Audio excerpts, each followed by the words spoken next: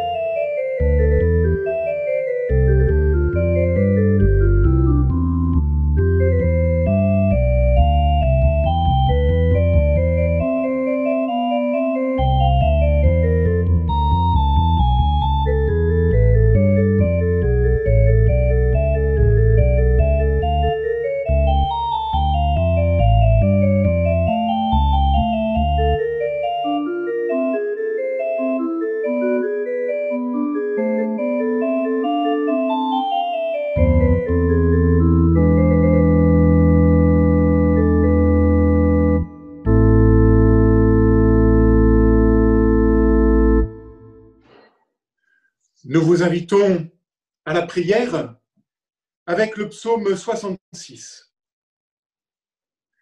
Acclamez Dieu toute la terre, glorifiez-le en célébrant sa louange.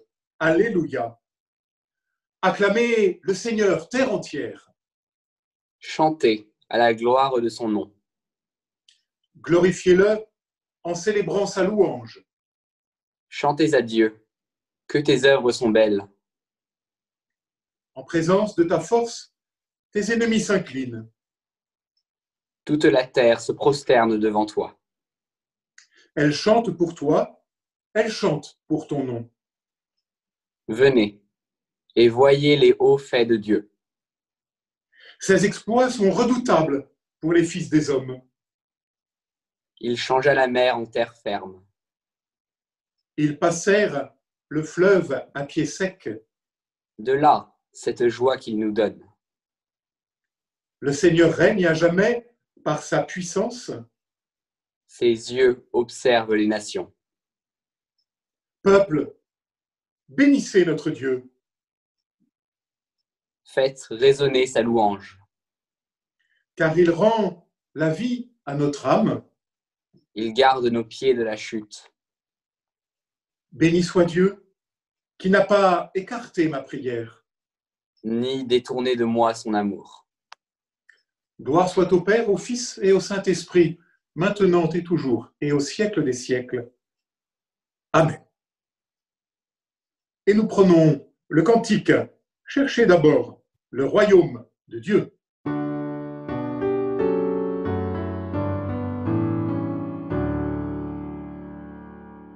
Cherchez d'abord le royaume de Dieu et sa justice,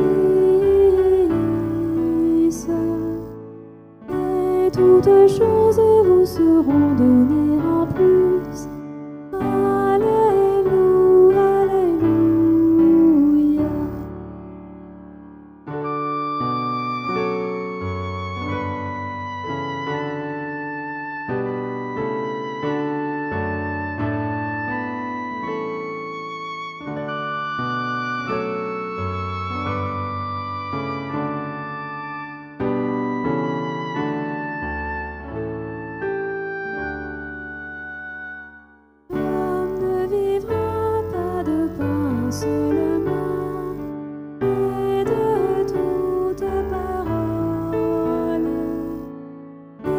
sortira de la bouche de Dieu.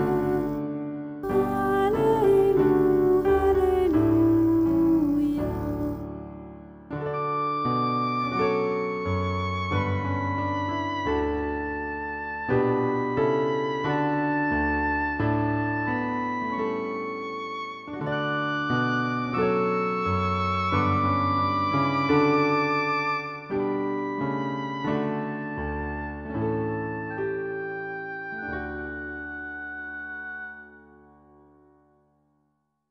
Nous louons le Seigneur en écoutant un poème de Marion Muller-Collard.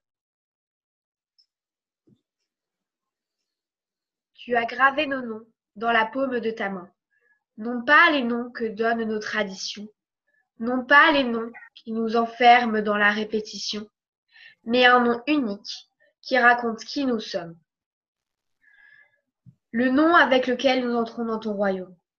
Tu as gravé nos noms dans la paume de ta main. Tu n'y as pas gravé nos codes génétiques, mais la musique intime d'un nom par toi seul connu.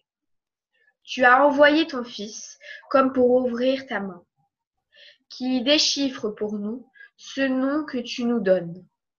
Tu as envoyé Jean-Baptiste pour désigner ce Fils qui sait lire dans ta main. Il nous faudra peut-être une vie pour porter notre juste nom.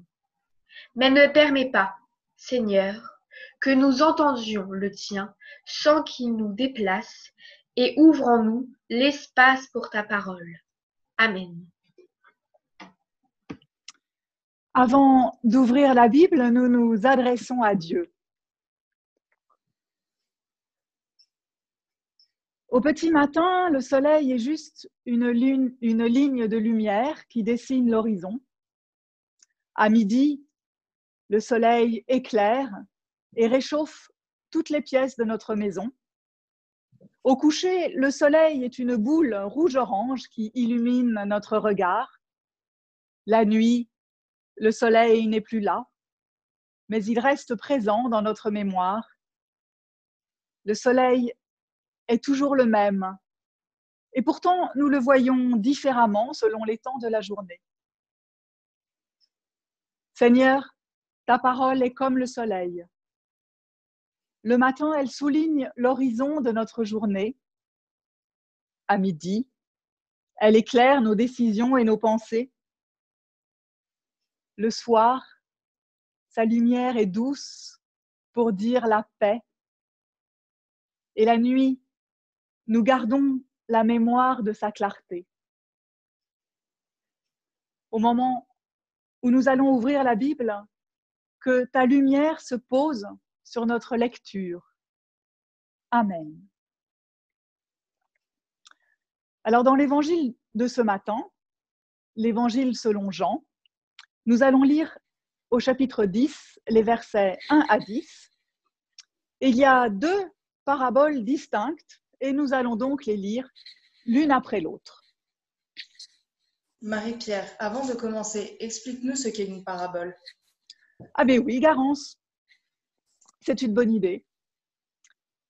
Une parabole, c'est un petit conte qui nous raconte une petite histoire inventée pour nous dire en fait quelque chose de notre vie. Ça permet de faire comprendre des choses un peu compliquées et à partir d'images de la vie courante. Alors bien sûr, pour comprendre, il faut avoir les bonnes références de la vie courante. Et ce n'est pas toujours facile avec des paraboles qui datent d'il y a 20 siècles. Et c'est aussi une façon pour Jésus de nous parler de ce qu'il nous apporte. Peut-être que Jésus est très modeste et qu'il ne veut pas en parler directement. Et peut-être aussi que ce qu'il dit est parfois un petit peu compliqué à comprendre. Et donc, il nous explique avec des petites histoires. Donc, dans les paraboles, il y a toujours deux niveaux. Il y a la petite histoire de la vie courante et ensuite, ce que cela veut nous dire à propos de Jésus et de notre relation à lui. Voilà, nous allons lire donc la première parabole dans l'Évangile selon saint Jean au chapitre 10, les versets 1 à 6. En vérité, je vous le dis, celui qui n'entre pas par la porte dans l'enclos des brebis, mais qui escalade par un autre côté, celui-là est un voleur et un brigand. Mais celui qui entre par la porte est le berger des brebis. Celui qui garde la porte lui ouvre, et les brebis écoutent sa voix. Les brebis qui lui appartiennent, il les appelle, chacune par son nom, et il les emmène dehors. Lorsqu'il les a toutes fait sortir, il marche à leur tête, et elles le suivent parce qu'elles connaissent sa voix. Jamais elles ne suivront un étranger. Bien plus, elles le fuiront, parce qu'elles ne connaissent pas la voix des étrangers. Jésus leur dit cette parabole, mais ils ne comprirent pas la portée de ce qu'il disait. Le berger, l'étranger et la brebis. Ça ferait un bon titre pour une fable de La Fontaine, ne trouvez-vous pas? Et comme pour une fable, d'ailleurs, Jésus utilise des images toutes simples, des images de tous les jours, comme l'a dit Marie-Pierre. Alors pour nous, un berger, c'est peut-être un peu exotique. J'aurais presque envie de demander, parmi vous les ados, qui a vu un vrai berger déjà dans sa vie? Et combien de fois? Pourtant, il y a 2000 ans, le berger, on le croise tous les jours. Et surtout, tout jeune garçon, et même aussi un peu les filles, tout jeune garçon est berger, régulièrement. Car dans toutes les familles ou presque, il y a quelques bêtes qu'il faut sortir et emmener au champ et les garder. Et c'était le plus souvent la tâche des enfants. S'occuper des brebis, des moutons, de la famille. Et c'est cette image que Jésus choisit pour nous parler de lui. Vous voyez cette image qui s'affiche?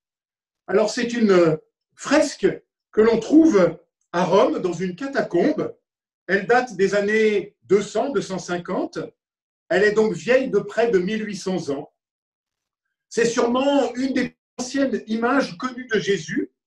Et elle nous représente Jésus sous la forme d'un jeune homme vêtu d'une toge à la romaine, comme le bon berger, avec une brebis à sa droite, une autre à sa gauche, et puis peut-être un agneau sur son épaule.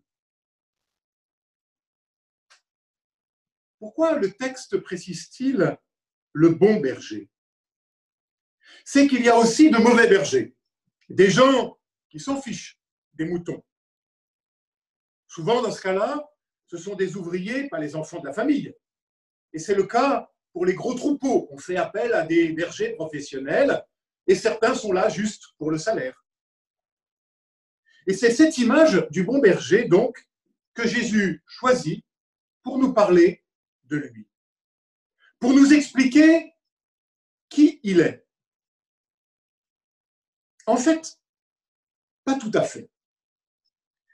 Non pas tant pour nous expliquer qui il est lui, que nous expliquer son rapport avec nous. C'est-à-dire nous expliquer sa relation qu'il veut avoir avec chacun et chacune d'entre nous. Quelle est cette relation? Une relation personnelle, avec chacune, chacun, avec toi, avec moi, avec nous. Et le texte d'évangile de préciser, il appelle par son nom. Le berger appelle par son nom. Toi, moi, nous, pour aller et aller vers la vie. Ce point me semble déterminant, car il dit une vocation possible. Vocation non pas au sens étroit de vocation orale, mais un appel à être, une vocation à être dans la vérité et la liberté, une vocation à la vie en plénitude, par-delà les échecs, les souffrances et les deuils. Oui, je crois que nous vivons tous d'une parole qui nous appelle à la vie. Malheureux celui qui n'entend pas, qui n'entend plus cet appel, Il est condamné alors à se recroqueviller sur lui-même. Mais heureux, heureux debout celui qui entend une voix qui l'appelle à la vie par son nom. Car toute vocation est toujours nominative, personnelle, individuelle. Qu'importe la caste, le rang, l'ordre, l'histoire familiale ou les souffrances du passé, chacun est appelé par son nom. Non pas pour ce qu'il est, mais pour ce qu'il est appelé à devenir. Et cela à cause de ce qu'il est déjà dans le secret de Dieu. Dans l'Ancien Testament, Ésaïe le prophète mettait ces mots dans la bouche de Dieu. Je t'ai appelé par ton nom, tu es à moi. Même si les montagnes s'en allaient, même si les collines se mettaient à marcher, mon amour pour toi ne passera pas. Cette parole d'Ésaïe, je la rappelle au moment de chaque baptême. Et cette parole est vraie aujourd'hui, ce matin, pour toi, pour moi, pour nous. Et cela, quel que soit notre âge. Même si tu es confiné, même si demain te fait peur, même si nous n'y comprenons plus rien à ce monde insensé, il y a pourtant cette parole pour nous. Cette parole qui nous appelle et que rien n'a puissance de détruire. Comme le disait bien le texte de notre louange en début de culte, il nous faudra peut-être une vie pour porter notre juste nom.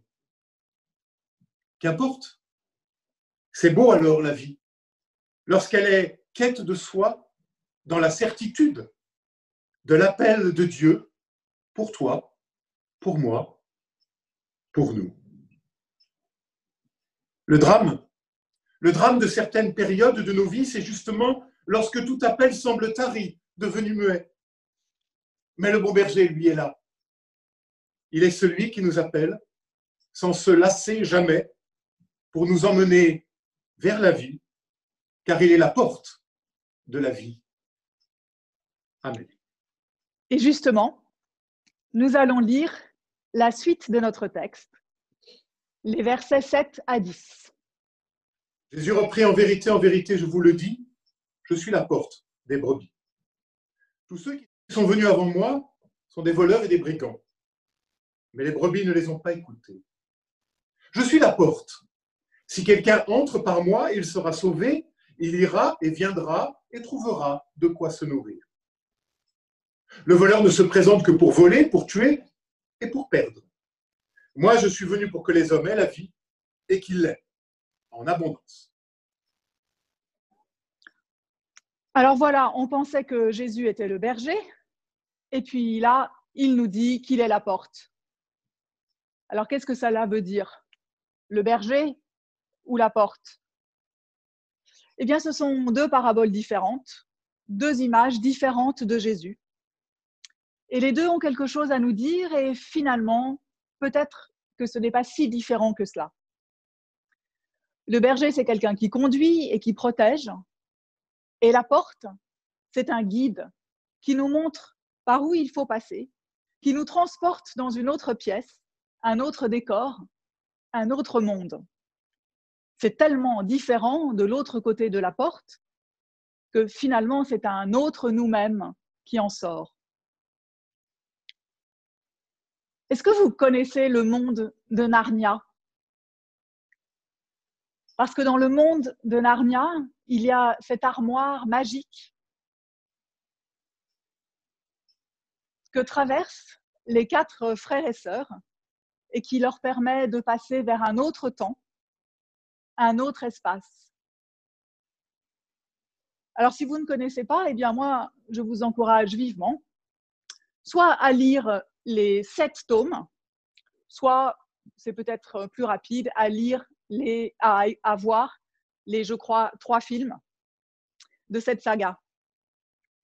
Et puis voilà, vous verrez, les 2 frères, les 2 sœurs qui passent au travers de cette armoire et qui vont en être bouleversés au sens propre, Ils vont découvrir en eux des possibilités qu'ils ignoraient. Cela va transformer leur relation aux autres, leur relation au monde, et les ouvrir à une vie nouvelle, beaucoup plus vaste. Et l'auteur du Monde de Narnia, C.S. Lewis, c'était un fervent défenseur du christianisme. Il a écrit de très nombreux ouvrages, très renommés, sur le christianisme et sa défense. Et ses œuvres de fiction en sont une sorte de relecture. Moi, je dirais une parabole. Alors revenons à la Bible, pour dire que l'image de la porte est assez fréquente dans la Bible et généralement elle représente ce qui permet d'avoir accès à Dieu. Comme une porte qui s'ouvrirait sur un chemin où le regard aimant et confiant de Dieu se pose sur nous. Et cette porte, c'est Jésus. C'est en entrant en relation avec Jésus, en le découvrant, en travaillant pour comprendre son message, que Jésus nous offre d'ouvrir cette porte pour nous et nous offre de la passer pour rencontrer Dieu. Une porte découverte, en quelque sorte.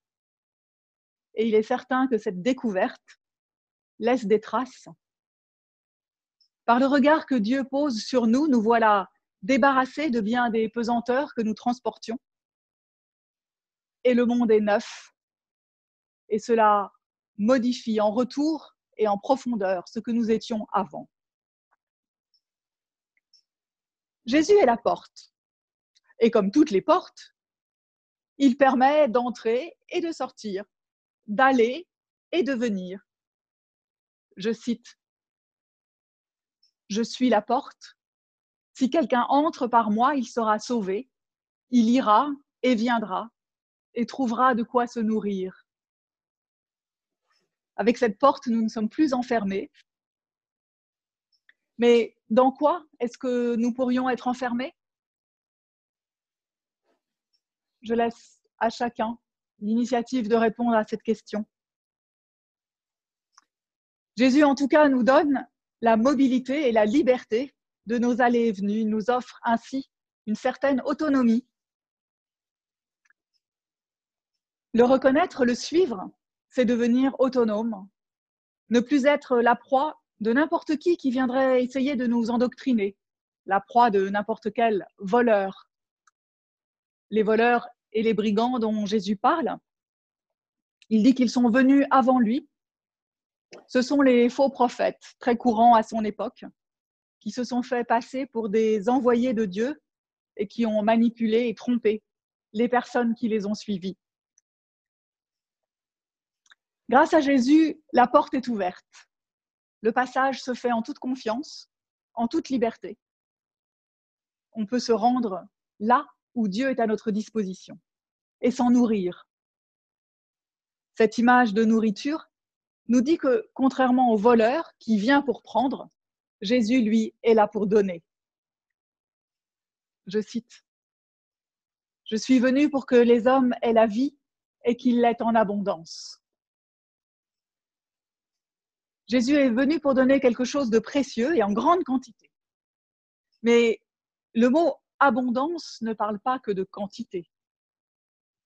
Savez-vous qu'au Moyen-Âge, le mot « abondance » se rapportait à l'usage de l'Antiquité grecque qui consistait à rajouter un mois de 30 jours pour faire coïncider le calendrier lunaire et le calendrier solaire.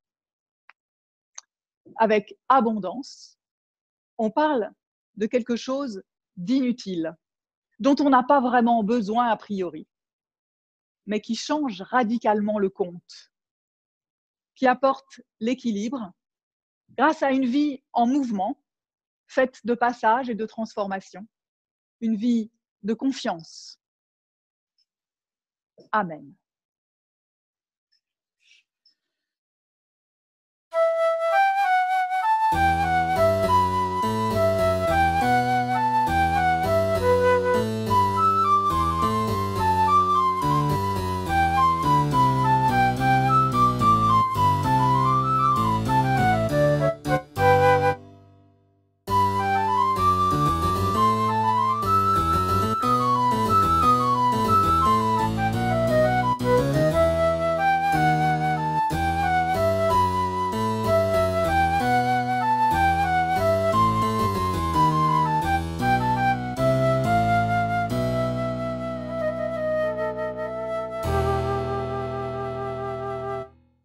Je vous propose de confesser notre foi et pour cela, nous écoutons la confession de foi de l'Église unie du Canada.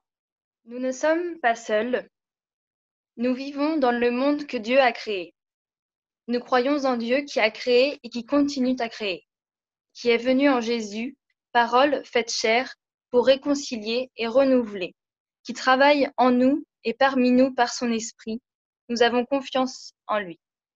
Nous sommes appelés à constituer l'Église pour célébrer la présence de Dieu, pour vivre avec respect dans la création, pour aimer et servir les autres, pour rechercher la justice et résister au mal, pour proclamer Jésus crucifié et ressuscité, notre juge et notre espérance. Dans la vie, dans la mort et dans la vie au-delà de la mort, Dieu est avec nous. Nous ne sommes pas seuls, grâce soit rendue à Dieu. Amen. Et nous passons maintenant à l'offrande. Ceux d'entre vous qui ont leur enveloppe peuvent la prendre. Alors, vous avez toujours le choix, bien sûr, du modèle, le tout petit, le moyen ou le très gros. Chacun met dedans selon la décision de son cœur, sans chagrin ni contrainte, en se souvenant que Dieu aime celui qui donne avec joie. Et lorsque nous pourrons rejoindre nos temples, eh bien, nous rapporterons nos enveloppes que nous avons remplies au fur et à mesure des dimanches et des cultes Zoom. Nous rapporterons nos enveloppes dans nos paroisses respectives. Et pour ceux que la technologie n'effraie pas trop, il est aussi possible de procéder aux dons en ligne, ce qui permet régulièrement d'alimenter les caisses de nos paroisses et c'est important aussi pour nos trésoriers. Merci.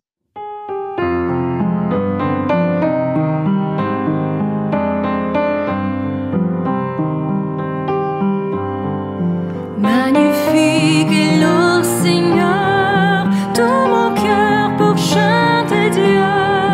Magnifique est le Seigneur, Alléluia, Alléluia. Le nom du Seigneur est saint, son amour toujours rejoint ceux qui se confient en lui. Alléluia, Alléluia. Il abat les orgueilleux, il renverse les puissants, mais il élève les humbles. Alléluia, Alléluia. Il nourrit les affamés, mais le riche et l'heureux pur, il les renvoie les mains vides. Alléluia, Alléluia. Que puissance, honneur et gloire reviennent à Dieu trois fois saint, aujourd'hui et à jamais. Alléluia, Alléluia.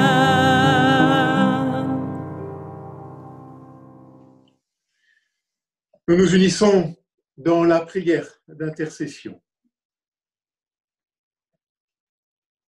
Notre Dieu, nous voulons d'abord te remercier parce qu'une nouvelle fois, ta parole nous rejoint et nourrit nos existences, notre foi et notre espérance. Elle permet de mieux te connaître dans ton amour pour nous. Elle permet de mieux nous connaître dans notre relation avec toi. Que ton esprit nous guide à la recherche du royaume. Que ton esprit éclaire notre volonté pour chacune et chacun d'entre nous. Qu'il nous accompagne dans nos relations. Qu'il nous apprenne à aimer l'autre parce que toi, tu l'as aimé le premier. Notre Dieu, nous te prions ce matin pour notre communauté. Accompagne-la dans ses joies comme dans ses tristesses. Donne-lui ta force. Fais-la résister au découragement. Nous te prions aussi pour ceux qui n'ont pas pu être avec nous ce matin. Bénis-les. Et nous te confions dans le secret de nos cœurs tous ceux qui ont besoin du secours de notre prière.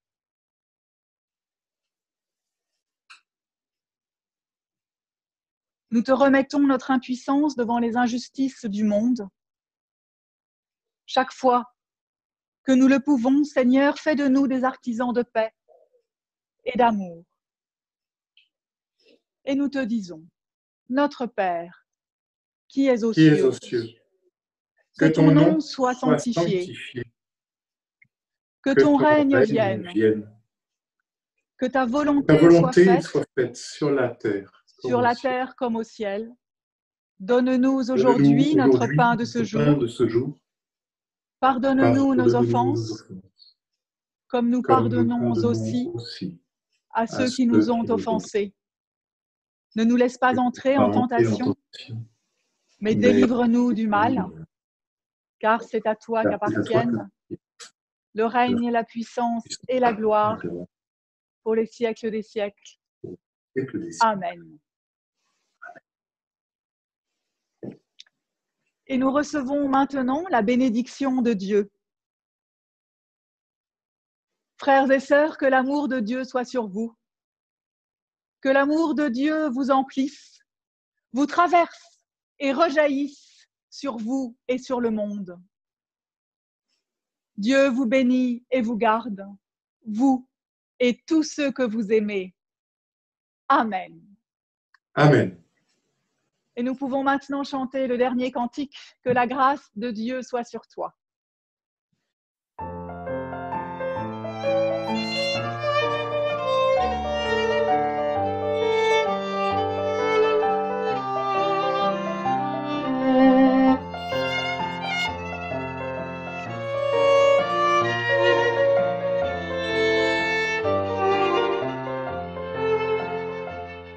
Que la grâce de Dieu soit sur toi, pour t'aider à marcher dans ses voies. Reçois tout son pardon et sa bénédiction, va en paix dans la joie, dans l'amour. Que la grâce de Dieu soit sur toi, pour t'aider à marcher dans ses voies. Reçois tout son pardon et sa bénédiction, va en paix dans la joie, dans l'amour.